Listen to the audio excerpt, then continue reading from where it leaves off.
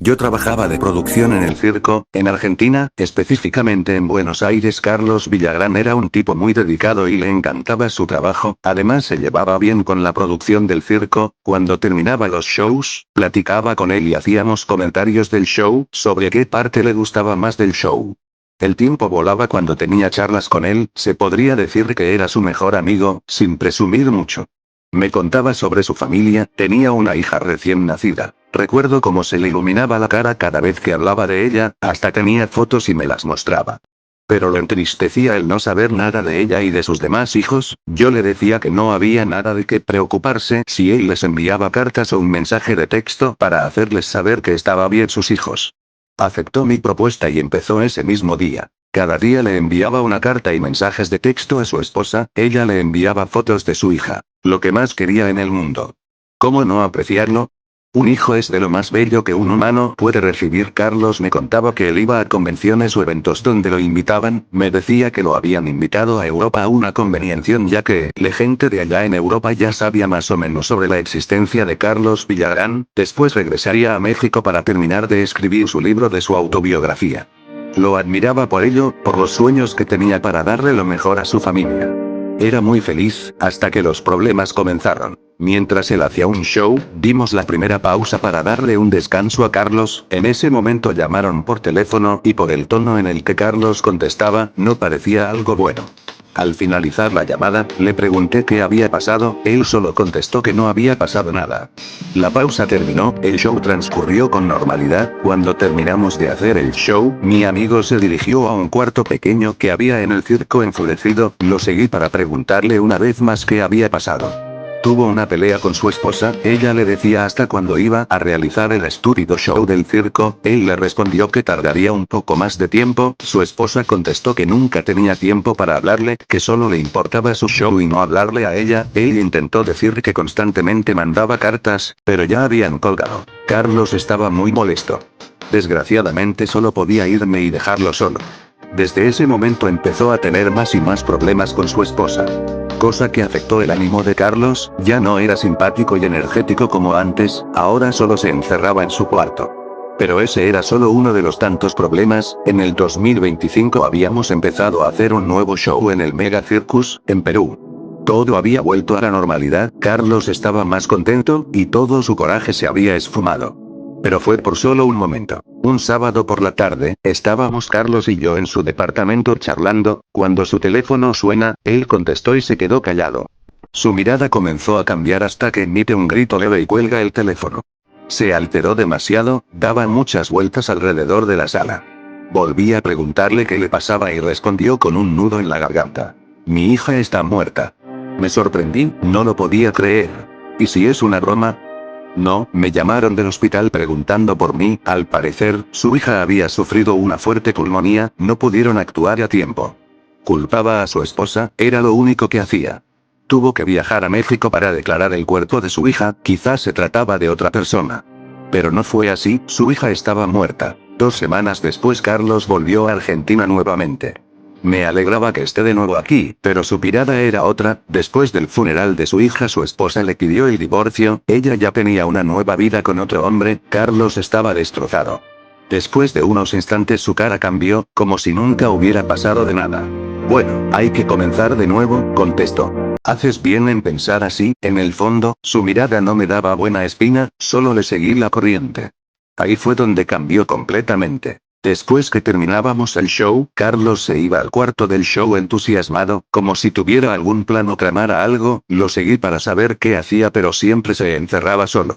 Apenas podía pegar mi oído a la puerta de su cuarto y escuchar, se oía que hablaba con alguien, murmuraba e incluso reía de una forma macabra. Un escalofrío recorría mi espalda cada vez que lo sentía. Así estuvo por meses mientras se hacía otro show en el circo después del Mega Circus, todos notaban su cambio, agredía a productores y otros trabajadores, los amenazaba y les gritaba. Cuando el show estaba por terminar, decidieron que Carlos ya no podría seguir trabajando en todos los circos de Argentina ahí por su conducta irremediable. Ese mismo día lo despidieron, Carlos estaba tan molesto que se lanzó contra el jefe, lo estaba ahorcando. Llamaron a los guardias y lograron sacar a Carlos, él gritaba. Acaban de perder lo único bueno del circo, imbéciles. Gritó por todo el circo, hasta que no se escuchó ni una palabra más. Los que quedaban, temblaban de miedo y rezaban para que no les hiciera daño. Yo solamente guardaba la calma y evitaba causarle problemas. Nunca me imaginé que perdería un colega. Aunque seguía trabajando hoy. Habían pasado 4 meses desde la renuncia de Carlos. Empecé a investigar en dónde se encontraba. Fernanda, una amiga del circo, me contó que Carlos se había trasladado a México, tenía que terminar su libro de su autobiografía, y quizás volvería a rehacer su vida. Me pareció extraño, ya que por la mentalidad de Carlos, dudo que él tuviera capacidad como para seguir estudiando, mucho menos para tener una familia, pero decidí dejar a Carlos, que hiciera lo que le dé la gana con su vida, yo aún tengo la mía. Varios días después, cuando llegaba del trabajo, sonaba el teléfono. Cuando contestaba, no se escuchaba a nadie del otro lado, colgaba el teléfono y las llamadas continuaban, así por meses. Hasta que un día dejé de recibirlas, para dejar de molestarme por teléfono y ahora empezar a hacerlo por WhatsApp, recibía alrededor de 200 mensajes por día, solo decían ayúdame, estoy solo. Pensé que era un virus o basura que la gente envía, así que solo eliminaba los mensajes, hasta que recibí un mensaje muy similar a los demás, solo que este tenía una dirección y un número y el mensaje. Me dije a mí mismo que era otro mensaje basura, pero mi curiosidad era muy grande, anoté el número, salí de mi casa y me llevó hasta un edificio. Cuando entré, empecé a buscar la habitación 203, subí las escaleras. Había hallado la puerta, me paré enfrente y comencé a golpearla, para mi sorpresa no contestaba nadie, así que tomé la perilla para comprobar si estaba cerrada. Cuando toqué el picaporte, un escalofrío recorrió mi espalda. Sentía el ambiente negativo, pesado, que sofocaba.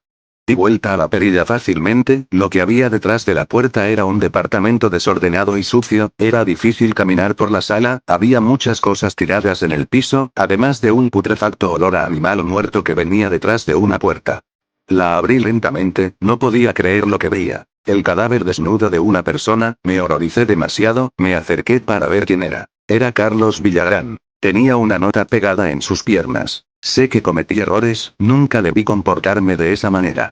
Estoy tan arrepentido que mi única salvación es acabar conmigo, ya no hay otra salida. Miré su rostro una vez más, lloré sin consuelo como pocas veces en mi vida, estaba a punto de irme. Pero el olor era más fuerte, provenía del baño. Cuando abrí la puerta, vi 2 cadáveres desnudos de 2 jóvenes, sumergidas en una tina de sangre, estaban desmembradas. Salí pálido de la habitación, cuando volví a toparme con más cuerpos. Estaba sofocado, como si algo me impidiera salir de ahí, traté de correr, pero era difícil. Cuando llegué a la salida, salí corriendo, para mi suerte no había nadie en el edificio, bajé en el elevador rápidamente, pero aún tenía en mi mente esos cuerpos.